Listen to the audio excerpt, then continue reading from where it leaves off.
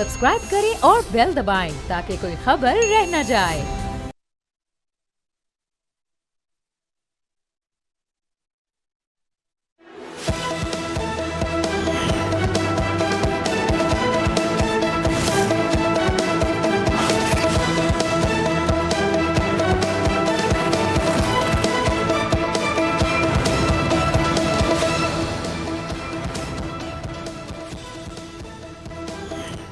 Programme में खुशामदीद। मैं हूं अफसा कोमल। आज सुप्रीम कोर्ट में पीटीआई को दी जाने वाली मखसूस नशिस्तों के खिलाफ हुकूमती नजरसानी की अपीलों पर अहम समाअत हुई। सुप्रीम कोर्ट ने इस अहम कार्रवाई को बराह रास्त नशर किया। जस्टिस अमीनुद्दीन की सरबराही में 11 रुकनी आईनी बेंच ने आज ये समाअत की, जिसमें 4 अहम कानूनी निकात से मुतालिक सवालात उठाए गए। पूछा गया कि क्या सुन्नी इत्तेहाद काउंसिल मखसूस नशिस्तों की अहल थी?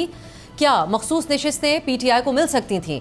सुप्रीम कोर्ट इस केस में मुकम्मल इंसाफ कर सकती थी या फिर सुन्नी इत्तेहाद काउंसिल की हद तक ही ये केस सुन सकती थी? अदालत में ये सवाल भी उठाया गया कि क्या इलेक्शन कमीशन और प्रिजाइडिंग अफसरान ने अपनी जिम्मेदारियां पूरी की? जस्टिस जमाल मंदोखेल ने मखसूस नशिस्तों से मुतालिक अपने 13 जुलाई 2024 के फैसले का हवाला देते हुए कहा कि हमने अपने फैसले में लिखा था कि लोगों को हक राय दही से महरूम नहीं रखा जा सकता। कोई हमारे सामने हो या नहीं, प्रिजाइडिंग अफसरान की गलती की सज़ा आवाम को कैसे दी जा सकती है? दरख्वास्त गुजार के वकील मखदूम अली खान ने कहा कि मुकम्मल इंसाफ का इख्तियार इस्तेमाल करके तीसरे फरीक जो कि अदालत के सामने न हो उसको रिलीफ नहीं दिया जा सकता। इस पर जस्टिस जमाल खान मंदोखेल ने रिमार्क्स दिए कि ये सुप्रीम कोर्ट है, सिविल कोर्ट नहीं। यहाँ अवाम के हक राय दही का मामला हमारे सामने था। बेंच की मुअज़्ज़िज़ रुकन जस्टिस मुसरत हिलाली ने इस मौके पर सवाल उठाया कि सुन्नी इत्तेहाद काउंसिल ने मखसूस नशिस्तों पर कैसे दावा किया? जो सियासी जमात पार्लियामान में न हो उसमें कैसे आज़ाद लोग शामिल हो सकते हैं? अब इस केस की समाअत कल दिन 11:30 बजे तक मुलतवी की गई है और इसके बाद सुन्नी इत्तेहाद काउंसिल के वकील कल अपने दलाइल से आगाज़ करेंगे। दूसरी तरफ हम अगर पीटीआई की बात करें तो वो इन मामलात को एक तरफ रखते हुए अपनी स्ट्रीट पावर को दोबारा इस्तेमाल करने के लिए एक नई हिकमत अमली के ऊपर काम, जो कि माजी के नाकाम एहतजाज से हमें मुख्तलिफ हिकमत अमली नज़र आती है। आज अलीमा खान ने इमरान खान से मुलाकात के बाद ये ऐलान किया कि बानी पीटीआई जल्द बड़ी एहतजाजी तहरीक की कॉल देंगे और कारकुनान तैयारियाँ शुरू कर दें। जबकि पीटीआई के सूबाई सदर जुनेद अकबर के मुताबिक पीटीआई इस एहतजाजी तहरीक में पूरे मुल्क की अहम शाहराओं को बंद करेगी और इस्लामाबाद में डेरे डालने की तैयारी कर रही है। पार्टी के सूबाई सदर जुनेद अकबर ये नई एहतजाजी जो स्ट्रैटेजी की तफसीलात बताकर कारकुनान का खून गरमा रहे हैं, तो दूसरी तरफ पार्टी के चेयरमैन बैरिस्टर गौहर वर्कर्स को अपने जज्बात काबू में रखने का मशवरा दे रहे हैं। पार्टी के आला ओहदेदारान के बयानिए में तो तजाद नज़र आ रहा है, मगर इमरान खान वाजे हैं कि वो इस्टेब्लिशमेंट से बराह रास्त बातचीत करना चाहते हैं। इन तमाम मामलात पे प्रोग्राम के पहले हिस्से में हम गुफ्तगू करेंगे। हमारे साथ मौजूद हैं मरकज़ी सेक्रेटरी इत्तलात पाकिस्तान तहरीक इंसाफ शेख वकास अकरम साहब। शेख साहब, बहुत बहुत शुक्रिया आपके वक्त के लिए। आगाज़ में आपसे जानना चाहेंगे, अब तो इमरान खान साहब की तरफ से भी पैगाम अलीमा साहिबा ने दिया है कि कारकुन तैयार रहे हैं एहतजाज के हवाले से, तो क्या पीटीआई एहतजाज के हवाले से हिकमत अमली तरतीब दे चुकी है? इस बार क्या मुख्तलिफ होगा माजी के एहतजाज के हवाले से को अगर देखें, इस बार जो एहतजाज का लाहे अमल है किस अंदाज में मुख्तलिफ होगा? अब इसलिए मैं सारी स्ट्रैटेजी तो आपसे अफसा नहीं डिस्कस कर सकूंगा। आपको पता है मुल्क में हालात क्या हैं और किस तरीके से हमें रोकने की कोशिश की जाती है, किस तरीके से हमारे एहतजाज को नाकाम करने के लिए फस्तायत इस्तेमाल होती है। बट ये है कि ऑब्वियसली इंटेंसिटी जो है, कोशिश ये होगी, ख्वाहिश ये है इमरान खान के हुक्म के मुताबिक वो पिछले एहतजाजों से जो है वो ज़्यादा हो। और दूसरा, तमाम सूबाई सदूर को आज से 1-2 हफ्ता पहले भी खान साहब का ये पैगाम पहुंचा दिया गया था and hopefully they are done with their strategy. और उस पर अब वो इम्प्लीमेंटेशन फेज जो है वो जिस वक्त खान कहेगा उस वक्त वो शुरू कर देंगे। उनको ज़हनी तौर पे तैयार रहना चाहिए, क्योंकि ये मैसेज सिर्फ आज नहीं, आज से 2 हफ्ता पहले भी जो है ये पैगामात उनको पहुँचा दिए गए थे। शेख साहब, आप ये स्ट्रैटेजी हमारे साथ शेयर नहीं कर रहे, लेकिन आप अहम तरीन अहदेदार हैं, खैबर पख्तूनख्वा के सदर हैं पीटीआई के जुनेद अकबर साहब। उन्होंने तो बड़ा तफसीली प्लान शेयर कर दिया मीडिया से बात करते हुए। कहते हैं इस बार हम मारगला की पहाड़ियों पर खैमा बस्ती कायम करेंगे, फिर जीटी रोड्स बंद की जाएंगी, तमाम जो कारकुनान मुख्तलिफ शहरों के अंदर है वो जिस शहर के अंदर मौजूद होंगे उसकी मेन शाहराएँ बंद कर दी जाएंगी। तो ये आपकी स्ट्रैटेजी का मेन नुकता यही होगा? ये तो इसको आप आउटलाइन कह सकते हैं, ये तफसील तो कोई ना हुई ना जी। ठीक है, ये आउटलाइंस तो हर सूबे वाला आपसे डिस्कस करेगा, मीडिया के साथ शेयर करेगा, क्योंकि ऑब्वियसली एहतजाज छुप के तो होना नहीं, मगर हर वो सेंसिटिविटी जिसमें हमारे लिए रुकावट और वर्कर के लिए मुश्किल पैदा हो सकती है, हम कोशिश करेंगे कि उनको कम करने के लिए चीज़ें जो हैं वो आपसे बहुत सी चीज़ें हम आपके सामने उस वक्त खुद आश्कारा हो जाएंगी और बहुत सी जो आउटलाइन है वो लोग आपसे डिस्कस कर लेंगे। कोई मजायका नहीं है इसमें। ये मारगला की पहाड़ियों का तो तस्करा पहले भी गंडापुर साहब के हवाले से रहा, जिस अंदाज में वो यहाँ से वापस जब गए थे तो वहीं से रवाना हुए थे।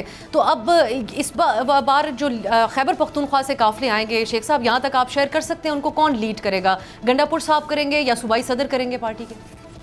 देखिए जी, मेरी अंडरस्टैंडिंग तो यही है कि सूबाई सदर ही पार्टी का जो है वो लीडर होता है और वही उसको लीड करेंगे। हाँ, गंडापुर साहब को इमरान खान साहब ने हुक्म ये ज़रूर दिया था कि क्योंकि उस तरीके से जो है वो परफॉर्म नहीं किया जा रहा, तो आप उनका हाथ बटाएं।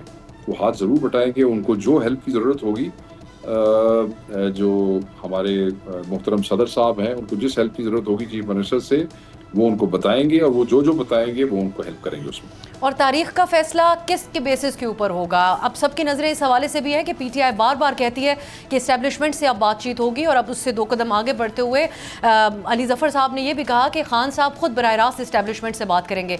उस तरफ से कोई इशारा आने के ऊपर मुनहसर होगा एहतजाज की तारीख, और किन बेसिस के ऊपर आप फैसला करेंगे कि आप बाहर निकलना? खान साहब अलीमा बाजी ने जो बात की उसमें मुझे ये बताया गया कि उन्होंने ये कहा कि वो खान खुद बताएंगे कि कब किसी वक्त भी कॉल दे सकते हैं। अब कॉल बाहर से किसने नहीं। बैरिस्टर अली ज़फ़र साहब ने खान साहब के साथ जो बातचीत उनकी हुई उसका हवाले देते हुए कहा है कि खान साहब ने इस हवाले से भी वार्न किया है कि ऐसे लोगों के लिए कोई गुंजाइश नहीं है पीटीआई में जो दोनों तरफ प्ले करते हैं। शेख साहब, आप बता सकते हैं किन लोगों की बात हो रही है? नहीं जी, मैं क्योंकि आज वो शाम को ब्रीफ करेंगे, आज रात को पॉलिटिकल कमेटी को खान साहब से मुलाकात के हवाले से, तो अगर खान ने नाम नहीं लिए तो हम भी नाम नहीं लेंगे, क्योंकि खान साहब इस पार्टी के कायद हैं। उन्होंने ये कहा कि मैंने सब पे नज़र रखी हुई है, मुझे पता है, और बिल्कुल उन्होंने ठीक कहा है। ये दोनों तरफ खेलने वाले लोग तो किसी पार्टी में भी सर्वाइव नहीं कर सकते, और हमारी तो बहुत नज़रियाती पार्टी है, इसमें तो वैसे ही कोई नहीं रहने देता।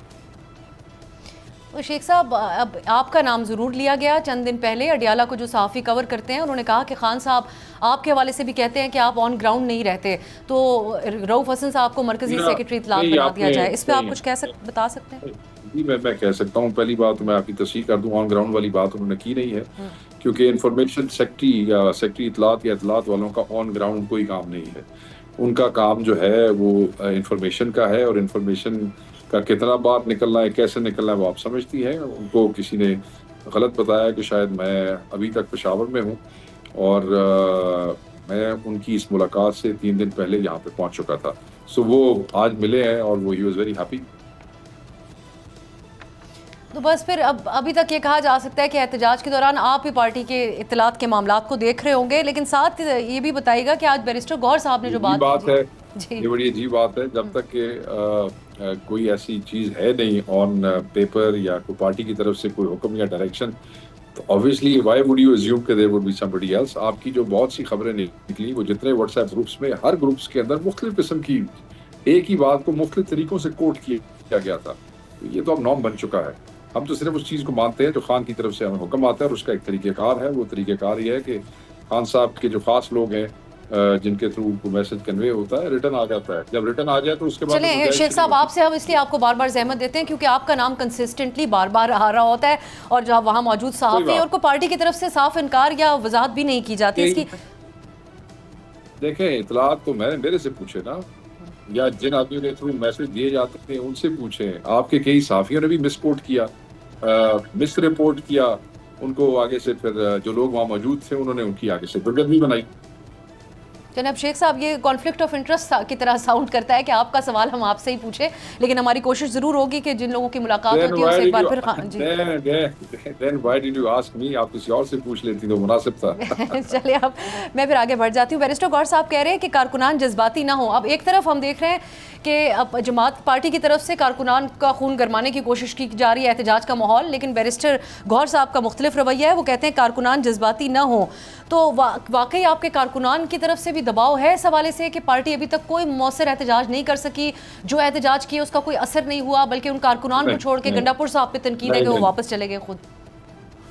नहीं, देखें, हर तरह की ओपिनियन मौजूद होती है, हर पार्टी में होती है। एहतजाज गैर मौसर तो हम नहीं कह सकते हैं।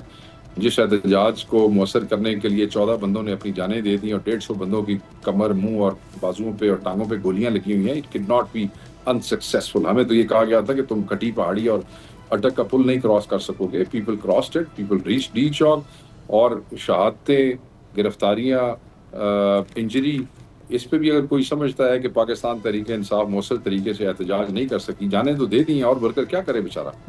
तो हाँ, जो अभी क्रेपिंग आप जिसका जिक्र कर रही हैं, क्योंकि 26 के कताल के बाद री एनर्जाइज या रीमोबिलाइज करना एक बहुत बड़ा चैलेंज था, क्योंकि जब गोलियां चलती हैं तो फिर लोगों के तासुरात में और उसमें तब्दीली होती है और थोड़ी सी वो एक फिजा बन जाती है, तो वो उसमें टाइम गुजरने के हवाले से लोग जरूर तो ये तो फिर अब जी मैं ये इधर से ही जो आप बात कर रहे हैं, एक चैलेंज अब भी आपके लिए नहीं होगा लोगों को मोबिलाइज करना? वो मुख्तलिफ वक्त था, पीटीआई ने एक बयानिया बिल्ड किया था इस्टेब्लिशमेंट के हवाले से और इस मौजूदा हुकूमत के, लेकिन आज जज्बात अवामी सतह के ऊपर पाक भारत कशीदगी के बाद बहुत मुख्तलिफ है। खा वो इस्टेब्लिशमेंट हो, अफवाज कहकर अगर हम मुखातिब करें वो हो, या फिर मौजूदा हुकूमत हो, उसके उनके अपना फोकस भी इस वक्त बैनुल अक़वामी सतह के ऊपर है। पीटीआई से ज़्यादा बॉदर्ड नहीं है शहबाज हुकूमत। देखिए, जब हिंदुस्तान और पाकिस्तान की बात आई, पीटीआई प्लेड देयर रोल। हमें उबत वतनी का सर्टिफिकेट नहीं चाहिए, बट हमने ये प्रूव किया कि हमसे जब कभी ऐसा इस मुल्क पे, इस कौम पे ऐसा वक्त आएगा तो हम इकट्ठे हैं। वो तमाम बच्चे जिनको दहशतगर्द बना के पेश किया जाता रहा, वो भी 3 दिन जंग का हिस्सा रहे। DGSPR ने शुक्रिया अदा किया, फॉर्मेशन कमांडर कॉन्फ्रेंस के अंदर उन्होंने शुक्रिया अदा किया नौजवानों का। एवरीबडी नोज के 90% से ज़्यादा नौजवान पाकिस्तान तहरीक इंसाफ के साथ हैं। बात यह है कि जो जज्बात वाले हैं, ये जज्बात रखते हैं, वो आ जाएंगे, जो नहीं है वो नहीं आएंगे। किसी की वजह से एहतजाज तो नहीं रुकता होता। लेकिन शेख साहब, उन नौजवानों के इंडिविजुअल जज्बात भी तो इसको कह सकते हैं ना। आप लोगों ने या पार्टी की सतह के ऊपर कोई उन सोशल मीडिया के नौजवानों को कोई अहकामात दिए हो जो आप शेयर करना चाहें कि उन्होंने क्या बात करनी है मुल्क की दिफा में सोशल मीडिया पे? ये तो इंडिविजुअल ख्यालात हो सकते हैं पाकिस्तान के किसी भी शहरी के, उसका किसी भी पार्टी से ताल्लुक हो। खान साहब क्या बात कर रही है? अब खान साहब ने, अब साहब मैं आपको बताऊं, खान साहब वाज़े अपने पैगामात में जंग की दिनों में उन्होंने कहा यगानगत का, यूनिटी का, यकजहती का, उन्होंने कहा ये कौम, ये मुल्क भी मेरा, ये फौज भी मेरी, ये सारे पैगामात ही थे और क्या थे।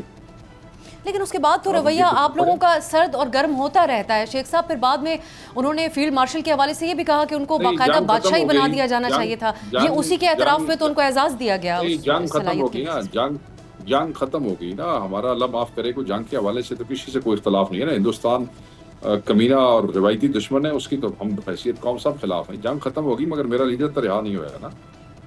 हमारा अगर पहले भी कोई हम तकलीफ में थे तो इमरान खान की नाहक कैद की वजह से थे। वो आज भी कैद में है, तो क्या करेंगे? वो जंग हम जीत गए हैं, तो अब जो हमें हमारे घर में तकलीफ है उसका भी जिक्र ना करें। लेकिन वो दिफाई काबिलियत और जो तमाम मामलात हुए उसकी एक तरफ आप तारीफ भी करते हैं, दूसरी तरफ इस्टेब्लिशमेंट से बात करने के ऊपर भी मुस्सिर हैं। और फिर जी, और फिर मैं सवाल अगर मुकम्मल कर लूँ शेख साहब, फिर फील्ड मार्शल जब बनते हैं तो उनको भी बादशाह कहकर तंज किया जाता है। तो आप नहीं समझते कि बहुत ज़्यादा तजाद आ रहा है सामने, जिसकी वजह से इस्टेब्लिशमेंट से बातचीत का रास्ता भी खुलता हुआ नजर नहीं आ रहा? देखिए, इसकी परेशानी किसी को लेने की जरूरत नहीं है। वो खान साहब चीज़ें बेहतर समझते हैं। खान साहब ने कहा अगर इस्टेब्लिशमेंट ने मुझसे बात करनी है तो डायरेक्ट मुझसे बात कर सकते हैं। किसी ने करनी होगी तो कर लेगा, नहीं करनी हुई तो नहीं करेगा। अल्लाह खैर सल्ला, इसमें क्या टेंशन की बात है। अब एक और सवाल भी काफ़ी दिनों से गर्दिश कर रहा है, हमने सोचा आपके सामने ये सवाल रखते हैं। इमरान खान साहब पॉलीग्राफ टेस्ट से क्यों इनकारी हैं? आज भी अदालत की तरफ से हुक्म सामने आया कि उनका पॉलीग्राफ टेस्ट किया जाए। क्यों उनको ऐसा लगता है कि ये उनको ट्रैप करने की कोशिश है? नहीं, ट्रैप करने की कोशिश के अलावा आप उसको, मतलब ये तो तौहीन वाली बात है। इनके निकम्मे पूरे की हद है। आप ये देखेंगे 2 साल आप 9 मई के केस में कुछ नहीं निकाल सके, कोई सबूत नहीं है, ऑन ग्राउंड कोई चीज़ कोई नहीं है। तो उसके बाद आप जो है वो उसको दुनिया में कहीं भी ये कोई हतमी टेस्ट नहीं होता, कोई एडमिसिबल कोई नहीं होता। जब आप 2 साल एक केस में कोई चीज़ नहीं निकाल सके तो at end of the second year आप ये कहते हैं कि अब आप उनका पॉलीग्राफिक टेस्ट करा लें। ह्यूमिलिएट करना चाहते हैं आप। इसमें ह्यूमिलिएट करने वाले क्या, आप नहीं समझते कि हकायक सामने आ जाएंगे?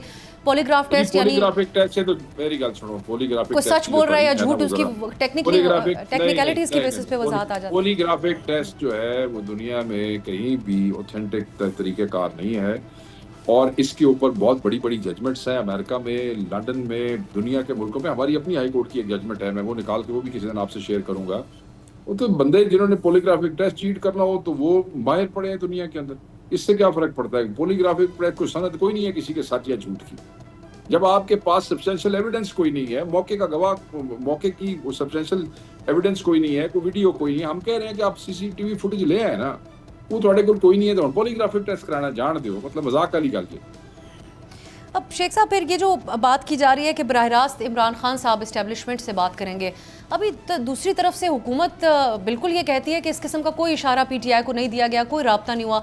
ये किन बेसिस के ऊपर हर 2-3 दिन बाद अपडेटेड बयान पीटीआई की तरफ से आते हैं इस्टेब्लिशमेंट को मुखातिब करते हैं? खान ने ये नहीं कहा कि मुझे कोई इशारा हुआ है। खान ने कहा अगर एस्टेब्लिशमेंट ने मुझसे डायरेक्ट बात करनी है they can talk to me, that's it. इसमें हमने इशारे की तो हमने भी कोई बात नहीं की। लेकिन ऐसा क्या तब्दील हो गया हालात में जो इस्टेब्लिशमेंट अब आपसे बात करना चाहेगी, एक ऐसी पोजीशन में अगेन कि जहां एक हुकूमत के साथ उनकी कंफर्ट जोन नजर आती है और हुकूमत का एतमाद भी बढ़ रहा है, दूसरी तरफ हम अफवाज की मकबूलियत भी पाकिस्तान में बढ़ती हुई देखी हमने हालिया हालात के तनाजुर में। खान ने खुद बता दिया, अफसा खान ने खुद बता दिया कि क्या चेंज हुआ। उन्होंने कहा कि जो तारीखी शिकस्त मोदी को मिली है, इसके बाद वो दोबारा एक दफ़ा आपको वो कोई एडवेंचर करने की ज़रूर कोशिश करेगा। जो उसके साथ हो रहा है वहाँ पे इंडिया के अंदर, जो मीडिया उसके साथ कर रहा है, तो आपको हकीकी यकजहती की भी ज़रूरत है। और हकीकी यकजहती तभी आ सकती है कि जब हम यहाँ मसाइल हल कर लें या यहाँ फसाइल ख़त्म हो, यहाँ पे लोगों को विक्टिमाइजेशन ख़त्म हो। अब फिर आखिर में शेख साहब, ये जो एहतजाज का तरीका है जिसके ऊपर जो स्ट्रैटेजी जुनेद साहब की तरफ से सामने आई और उसको आप भी सेकंड कर रहे हैं कि ग्राउंड्स पे बात हो रही है, इसमें भी शामिल है कि सीपैक के रूट को हम बंद करेंगे, फिर जीटी रोड को बंद करेंगे, मुल्क के राब्ते आपस में बंद कर दिए जाएंगे। मेरी अभी उनसे इस पर डिस्कशन नहीं हुई है। I will have a discussion in the evening. और भी मुझे उनका पूरा प्लान भी नहीं पता। He is an independent president of the party of one province, so he is independent in shaping up his own policy.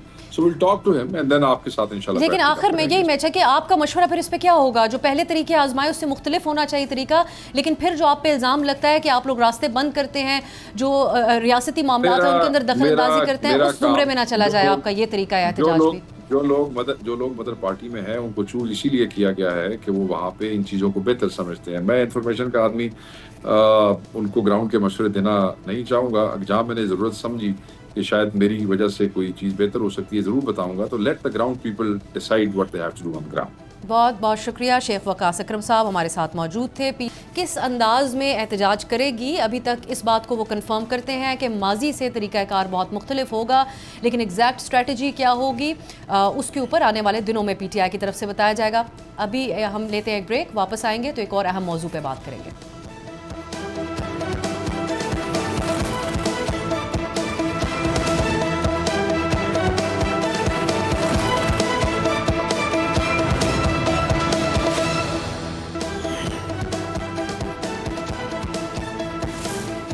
Break के बाद प्रोग्राम में खुशामदीद। दिफाई महाज पर नाकामी के बाद अब भारत पाकिस्तान के खिलाफ फैटफ में डोजियर लेकर जाने की तैयारी कर रहा है, जिसका मकसद पाकिस्तान को एक बार फिर फैटफ की ग्रे लिस्ट में शामिल करवाना है।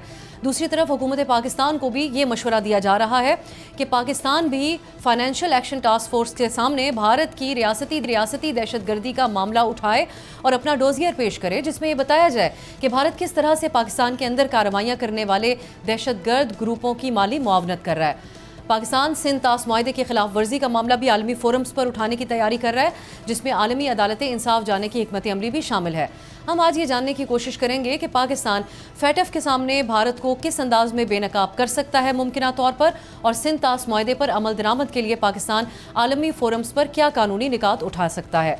दूसरी तरफ पीटीआई की एक और एहतजाजी तहरीक, जिसकी ब्रेक से पहले हमने बात की, उसकी तैयारी तो जारी है, लेकिन इस हवाले से हुकूमत की क्या हिकमत अमली होगी उसको काउंटर करने के लिए? क्या हुकूमत मामलात को मुफाहमत की तरफ लेकर जाएगी या एक बार फिर से पीटीआई के साथ सख्ती से निपटा जाएगा, जैसे हमने माजी के एहतजाज में होते हुए देखा?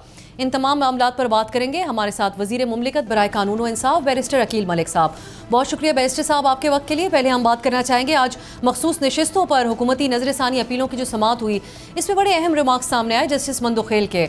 उन्होंने कहा इंतखाबी बेज़ाब्तियों के हवाले से उन्होंने सवाल उठा दिया कि प्रिजाइडिंग अफसरान की जो गलती है उसकी सज़ा आवाम को कैसे दी जा सकती है। तो मैं आपसे जानना चाहूँगी कि हुकूमत पर उम्मीद है कि ये केस आपके हक में जाएगा? बिस्मिल्लाहिर्रहमानिर्रहीम। अफसर साहब बहुत बहुत शुक्रिया। देखें, बात पर उम्मीद होने की या नाउमीद होने की नहीं है। हुकूमत ये उम्मीद करती है कि आइन और कानून के मुताबिक मखसूस नशिस्तों वाला जो केस है इस पर आइन और कानून के मुताबिक ही फ़ैसला होना चाहिए। बिकॉज़ जो फ़ैसला पहले 12 जुलाई का आया, उस फ़ैसले की तो कोई भी सपोर्ट या कोई भी शुनीद जो है किसी आइन और कानून में नहीं मिलती। जिस तरह एक कंप्लीट जस्टिस के कॉन्सेप्ट को इन्वोक करने के बाद जो पार्टी उनके सामने ही नहीं थी उस पार्टी को सीटें थमा दी गई, क्या ही बेहतर होता कि जिस तरह दीगर इश्यूज़ में जो ग्रे एरियाज़ होते हैं या उसके अलावा केस ऑफ फर्स्ट इम्प्रेशन होते हैं तो उनको फिर पार्लियामेंट पर जवा दिया जाता है। अगर उसमें कोई ऐसी लीगल आपको सपोर्ट नहीं नज़र आती किसी भी आर्टिकल या किसी भी सेक्शन या किसी भी पीस ऑफ लेजिस्लेशन या रूल और रेगुलेशन के थ्रू, अब नज़रसानी का जो तमाम तर मामला है अफसर साहिबा, मैं ये आपको ज़रूर बता सकता हूँ कि आई रियली एक्सपेक्ट के in accordance with law and the constitution जो है इस तमाम तर मामले के ऊपर जो फैसला आए या जो भी कलेक्टिव विजडम है बेंच की वो उसमें रिफ्लेक्ट होनी चाहिए। बैरिस्टर साहब, अब इसको जोड़कर देखा जा रहा है कि हुकूमत और ये जो वकला तंजीमें हैं या बार्स हैं उनके अंदर ये बहुत डिस्कशन जारी है कि हुकूमत की नज़रें इस केस के ऊपर हैं, इसके फैसले के हवाले से हैं, क्योंकि आप 26वीं आइनी तरमीम लेकर आना चाहते हैं। तो इस वक्त हुकूमत क्या सोच रही है? आपके हलकों में क्या गौर व खौस है 27वीं आइनी तरमीम के हवाले से? 27वीं आइनी तरमीम जो है वो खारिज इम्कान नहीं है। अगर हाउस ने दोनों सेनेट ने और नेशनल असम्बली ने अगर ये समझा, क्योंकि ये हमारा इस्तकाक है बस ये थे पार्लियामान, अगर हमने बेहतर समझा कि मज़ीद किसी आइनी तरमीम की या मज़ीद किसी कानून साजी की ज़रूरत है जो कि हमारी लेजिस्लेटिव कॉम्पिटेंस है, हमारा इस्तकाक है, हमारा राइट है, तो बिल्कुल हम उसको इंट्रोड्यूस कराएंगे। फ़िल वक्त right now as we speak इसमें 27वीं आइनी तरमीम का एटलीस्ट हमारे एंड पे तो कोई बाज़गश्त नहीं है, लेकिन क्योंकि आगे चल के अगर हाउस ने समझा कि इसमें 27वीं आइनी तरमीम होनी चाहिए तो बिल्कुल हो सकती है। लेकिन इसके main legislature should not be prevented from law making या लेजिस्लेशन या अमेंडमेंट्स ऑफ द कॉन्स्टिट्यूशन। और 27वीं तरमीम में आप क्या चाहेंगे? आर्टिकल 200 में तरमीम के हवाले से भी बात की जा रही है, उसके मेन क्या किन मामला के हवाले से देखा जाएगा? देखिए, अब ये तो बहुत ही ज़्यादा एक फ्यूचर में जाके आपने सवाल पूछा है।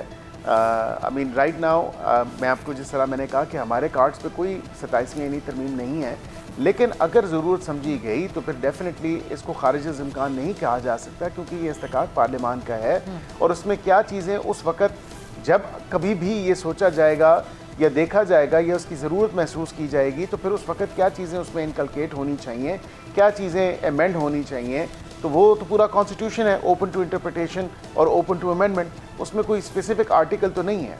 जिस तरह देखें हमने इंसर्ट किया right to clean environment 9A के तहत, इसी तरह हमने दीगर जो है वो बेहतर मैं अदलिया से मुतल्लिक जानना चाह रही थी कि आप अदलिया से मुतल्लिक क्या ये मैं क्योंकि हमारा सवाल आपसे कानून इंसाफ के मामला से मुतल्लिक है, तो अदलिया के ढांचे के अंदर क्या मजीद कोई तब्दीलियाँ होंगी 27वीं तरमीम के जरिए? देखिए, अगर कोई अभाम में रह गया तो दूसरे सवाल की तरफ बिल्कुल उसमें हो सकती है। फिल वक्त तो मेरे नहीं ख्याल कि कोई अभाम रहता है। फिल वक्त तो जो कॉन्स्टिट्यूशन बेंच का कॉन्सेप्ट है वो एक अच्छा कॉन्सेप्ट है और अच्छा चल रहा है। उससे आम पाकिस्तानी शहरी को फ़ायदा पहुंच रहा है कि उसके केसेस टेकअप हो रहे हैं और जल्दी टेकअप हो रहे हैं, ना कि साल जो है इंतज़ार किया जाए और फिर उसके बाद 20 साल भी गुजर जाएँ अपीलों में और फिर उसके बाद पता चले जी जो केस ही इस नौयत का नहीं था या बरी का केस था या जो भी उसमें फैक्टर्स थे। मैं जजेस की एलिवेशन के हवाले से आपसे बात करना चाहूँगी। ये भी तस्करा बहुत ज़्यादा हुआ वकला की तरफ से, फैसल सिद्दीकी साहब हो या मुनीर मलिक साहब, अदालत के सामने बड़े सवालात उठाए गए जजेस के ट्रांसफ़र के मामले पे। बैरिस्टर साहब, ये आम वकला की तरफ से भी सवाल उठाया जा रहा है कि आखिरी लम्हात तक जो जज साहिबान हैं, खा वो सूबाई चीफ जस्टिस साहिबान हों या चीफ जस्टिस ऑफ पाकिस्तान, उनके सामने जो आपके लिए दो अहम मामला थे ओथ टेकिंग का और सीनियरिटी का, ये मामला नहीं उठाए गए। बाद में प्राइम मिनिस्टर के अप्रूवल के टाइम पे ये बात सामने रखी गई। तो क्या ये बात चीफ जस्टिस साहब के साथ, जज साहिबान के साथ डिस्कस हुआ था ये मामला ओथ टेकिंग और सीनियरिटी का? देखिए, मैं प्रिवी नहीं हूँ उस कॉन्वर्सेशन का, लेकिन मैं ये ज़रूर आपको कह सकता हूँ कि ये क्योंकि मामला सब्जेक्टिस है, हमें इस पर बिल्कुल रिस्ट्रेंट शो करना चाहिए। अब वो सीनियरिटी का जो भी मामला है वो एक दफ़ा वंस एंड फॉर ऑल अदालत उसको डिसाइड कर दे कि क्या ट्रांसफ़र हुए हुए जजेस उनकी सीनियरिटी इफेक्ट होती है या नहीं होती है, उस पर एक रूलिंग आ जाए। फिर उस रूलिंग के हवाले से मैं और आप इस पर मज़ीद बातचीत कर सकते हैं। लेकिन right now as we speak, since it's sub judice, I would actually abstain from making any comment, ताकि क्योंकि देखें ना, मीडिया है, मीडिया के ऊपर मैं कोई ऐसी स्टेटमेंट दे दूँ और केस ऑनगोइंग हो। बैरिस्टर साहब, ये तो कह सकते हैं कि जज साहिबान मुकम्मल तौर पे एतमाद में थे इस मामले पे, हलफ बर्दारी का मामला हो या सीनियरिटी का हो। नहीं, मैं देखें, ये आपको मैं ज़रूर बता सकता हूँ कि it's not one person, it's the prime minister in consultation with जो प्रेसिडेंट साहब की कंसल्टेशन थी इनके साथ, चीफ जस्टिस ऑफ पाकिस्तान के साथ, जो मुतल्लिका चीफ जस्टिस सूबों के हैं उनके साथ। ऑब्वियसली जो जजेस आ रहे थे या जो आए हैं उनको भी पता था, तो ये ऐसा तो नहीं है। और यहाँ पे जिस कोर्ट में ला रहे थे उस कोर्ट का भी चीफ जस्टिस ज़ाहिर बात है सबकी नॉलेज में था। ऐसे तो नहीं हो गया कि 6-7 you can question one persons wisdom. आप एक इंसान का फैसला चैलेंज तो कर सकते हैं, उसको कह सकते हैं कि शायद ये, लेकिन जहाँ पे 6-7 लोग इस पूरी कह लें चीज़ में इन्वॉल्व रहे हों, उनकी रजामंदी और कंसेंट शामिल हुआ हो और रहा हो, तो फिर मेरा नहीं ख्याल कि कोई अभाम रह जाता है इस हवाले से कि किसी को इतला नहीं थी या पता नहीं था। क्योंकि जो रिसीविंग कोर्ट है उसके भी चीफ जस्टिस जो हैं उनसे भी मशावरत हुई, डेफिनेटली उनकी भी रजामंदी थी। जहाँ से आ रहे थे जिस अदालत के चीफ जस्टिस ने रिलीज़ किए, ये जिन अदालतों के आप कहते हैं कि सूबाई अदालतों के चीफ जस्टिस ने रिलीज किया उन जजेस को, तो वो भी ये आप कंफर्म नहीं बताते कि सीनियरिटी और ओथ टेकिंग के ऊपर उनकी रजामंदी भी कैटेगोरिकली जज साहिबान के सामने बात रखी। आप ये जरूर कहते हैं कि इसकी गुंजाइश नहीं कि उनके इल्म में ये बात ना हो।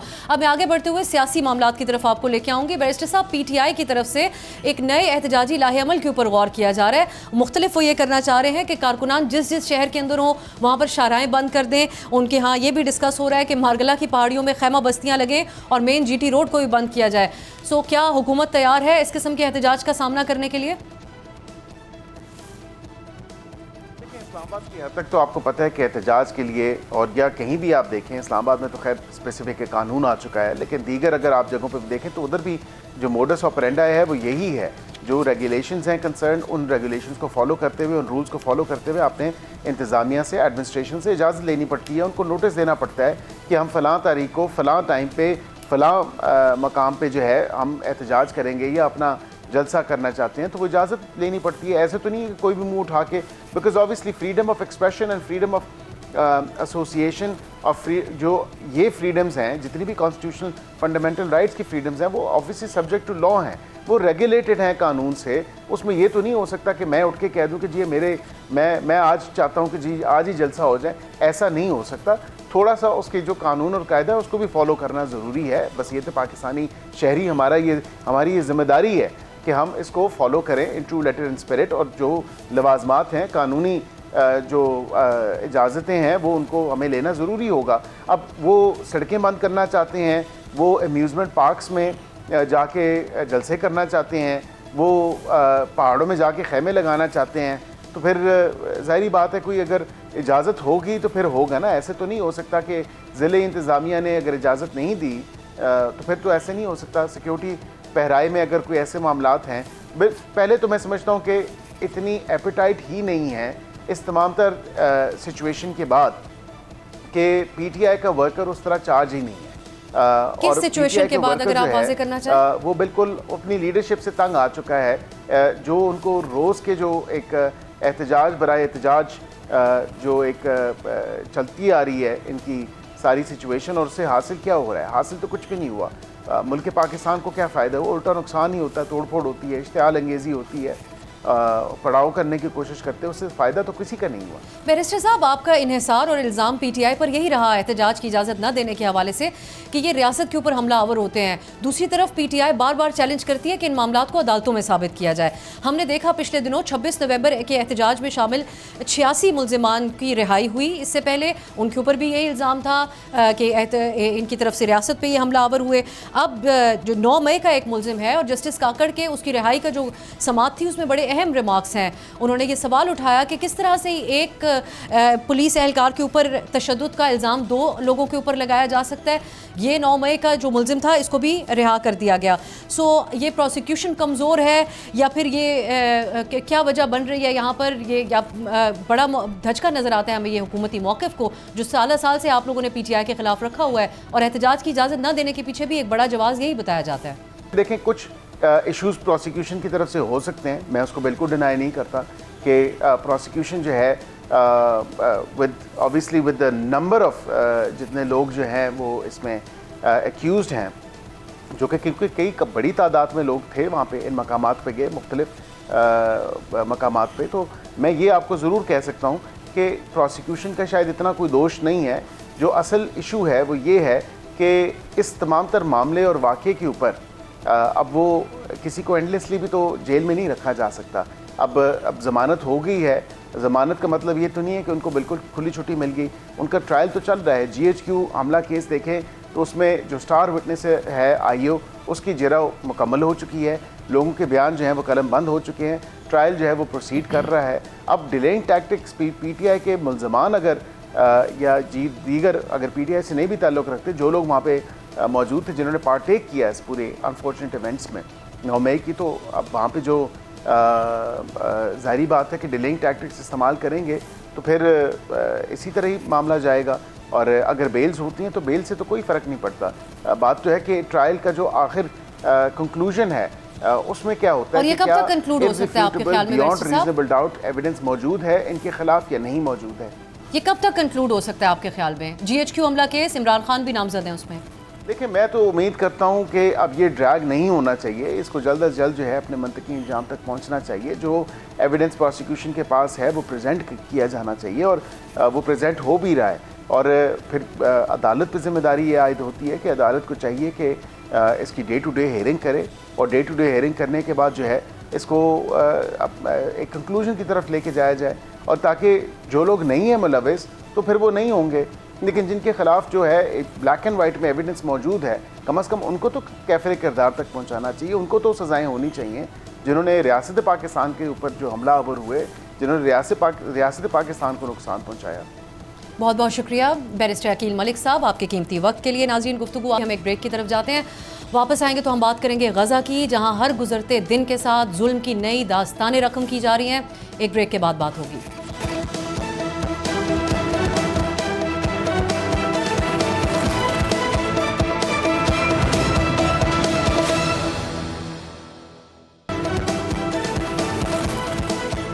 ब्रेक के बाद बात करते हैं इसराइल के तबाहकुन ज़मीनी और फ़ज़ाई हमलों के बाद अब गज़ा का ज़्यादातर हिस्सा पनाह गुज़ीनों के कैंप्स में बदल चुका है। गज़ा की मौजूदा सूरत हाल इंतहाई संगीन और बदतरीन इंसानी बहरान में बदल चुकी है। ख़वातीन, बच्चे, बूढ़े खुले आसमान तले बेयारो मददगार रहने पर मजबूर हैं। गुज़श्ता 2 रोज़ में काबिज़ इसराइल ने गज़ा की पट्टी पर 200 जगहों को निशाना बनाया, जिसमें 52 फ़लस्तीनी शहीद हुए। इसराइली फ़ौज ने शिमाली गज़ा के एक स्कूल को भी निशाना बनाया, जिसमें बेघर फ़लस्तीनियों ने पनाह ले रखी थी। सिर्फ इस एक फ़ज़ाई हमले में 36 फ़लस्तीनियों को शहीद किया गया। गज़ा की एक खातून डॉक्टर का ख़ानदान भी इसराइली बर्बरियत का निशाना बना। डॉक्टर के 10 में से 9 बच्चे इसराइली जारहियत की वजह से जान से चले गए, जबकि उनका जो वाहिद बच जाने वाला 11 साला बच्चा है और शौहर वो भी शदीद ज़ख्मी हैं। इस हमले की इत्तला के वक्त खातून डॉक्टर अस्पताल में अपनी ड्यूटी पर मामूर थीं और ज़ख्मी फ़लस्तीनियों का इलाज कर रही थीं। गुज़श्ता 2 माह से इसराइल ने गज़ा में हर तरह के इमदादी और ग़िज़ाई सामान की तरसील बंद कर रखी है। UN की रिपोर्ट के मुताबिक गज़ा की पूरी आबादी को इस वक्त ग़िज़ाई बहरान का सामना है। 2 माह से बॉर्डर मुकम्मल बंद होने से खुराक और पानी की किल्लत के साथ साथ कीमतों में इस कदर इजाफा हो गया है कि एक प्याज के टुकड़े की कीमत पाकिस्तानी 1500 रुपये तक पहुँच चुकी है। गज़ा में 1 किलो आटे की कीमत पाकिस्तानी 5300 रुपये तक हो चुकी है। अक़वाम मुत्तहिदा के सेक्रेटरी जनरल ने हालिया बदतरीन सूरत हाल को गज़ा जंग का सफ़ाकाना तरीन मरहला करार दिया। गज़ा की वजारत सेहत के मुताबिक मजमूई शहादतों की तादाद 53,901 हो चुकी है और 1,22,000 फ़लस्तीनी इस वक्त ज़ख्मी हैं। यूरोपीय ममालिक भी इस इंसानी बहरान को लेकर इसराइल पर अब तनकीद कर रहे हैं और यूरोपीय यूनियन के वज़ीर ख़ारजा की तरफ से इसराइल के साथ ताल्लुकात पर नज़र-ए-सानी का फ़ैसला किया गया है। अब सवाल ये है कि क्या इसराइल और इस आलमी दबाव को खातिर में इसराइल लेकर आएगा और फ़लस्तीनियों की नस्ल कुशी बंद होगी या नहीं।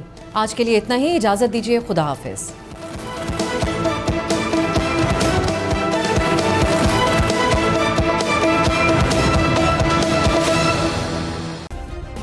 सब्सक्राइब करें और बेल दबाएं ताकि कोई खबर रह न जाए।